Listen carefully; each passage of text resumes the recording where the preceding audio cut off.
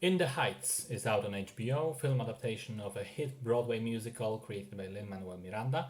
It's a slice of life story about immigrants from various countries living in Washington Heights, which sounds a little bit familiar when you know West Side Story, which coincidentally enough has just been remade by Steven Spielberg. It's awaiting release now, and the movies were shooting at the same time in the same neighborhood, just blocks away. So this one is basically an ensemble film centered around the character of Usnavi, who's the narrator of the story and one of its characters.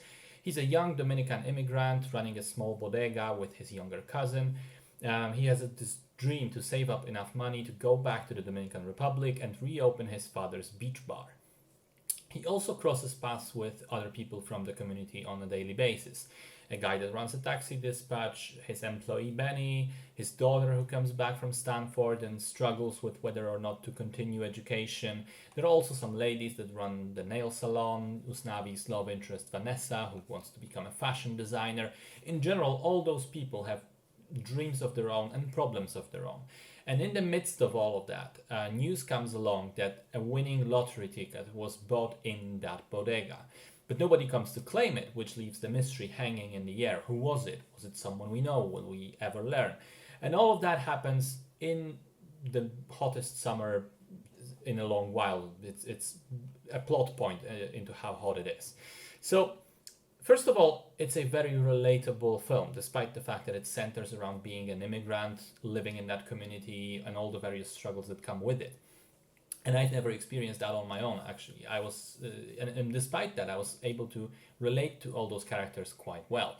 They're not some larger than life figures. They're all very regular people living their regular lives, just trying to find happiness wherever they can. And their dreams don't involve being on top of the world or becoming a billionaire, but rather things like, being able to open and run a successful business and just be happy with it. I think that what helps sell this story is its setting, the streets on which it takes place, the small shops and businesses, the crowded apartments. All those places feel very real and lived in, but also very warm and just great to spend time inside. It's easy to get lost in the atmosphere of the film, in this cheerful summer optimism that permeates it through the characters. The production design in general is very good, so is the cinematography. I think there are many, many memorable shots in the movie, and several songs which are overall done in a very creative way, visually speaking. There's one where four guys walk along the street and rap about different things, and as they make all these pop culture references, there are small, cute animations reflecting that, illustrating that. Then there's the Abuela song with the subway train, beautifully done. There's the dance number on the wall of an apartment building, which leans into this kind of optimistic fantasy. Really, on a technical level, there's pretty much nothing to criticize. Similar thing goes for the music. The songs are catchy, well written, they hit their emotional beats, whether it's humor or melancholia or uncertainty or hope. I especially like the way that the title song at the beginning seamlessly introduces the place, the characters, and the themes in the span of just a few very enjoyable minutes. I do think that purely musically speaking, it echoes Hamilton in some ways. That the songs are designed.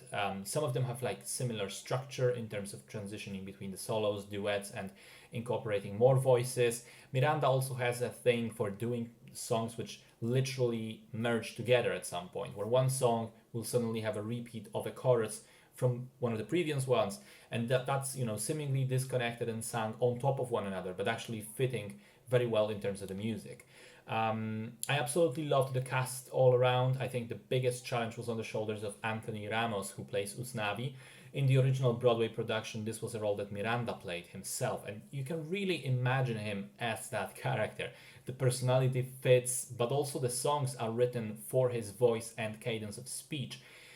Well, as it turns out, Anthony Ramos is not so dissimilar in terms of his musical talents, and he sounds remarkably similar to what I would imagine a younger Miranda would have sounded, because obviously the main reason why he wasn't playing that role again was that he aged out of it. But crucially, Ramos also has a lot of charisma when it comes to his just purely acting skills. He's cheerful and fun when he needs to be, very charismatic and likable, and you can see how the community comes together around him because he really has that presence. But then he also brings out the pathos when required in those more emotional moments. He is, 100% believable. And I think the movie works so well because he is the heart and soul of it. The other cast members are very good as well. The highlight to me, other than Ramos, of course, was Olga Meredith as Abuela. She's 65 years old and plays the oldest character in the movie, and yet she has this amazing youthful charm about her. And crucially, she can still sing very well, which makes the song in her song in the second half of the film one of the more memorable ones in the entire film. Overall, I think there isn't a lot to dislike here. I think it's a great musical that has this very optimistic summer atmosphere, and it's about regular everyday people, which makes it very easy to relate to. I liked it a lot.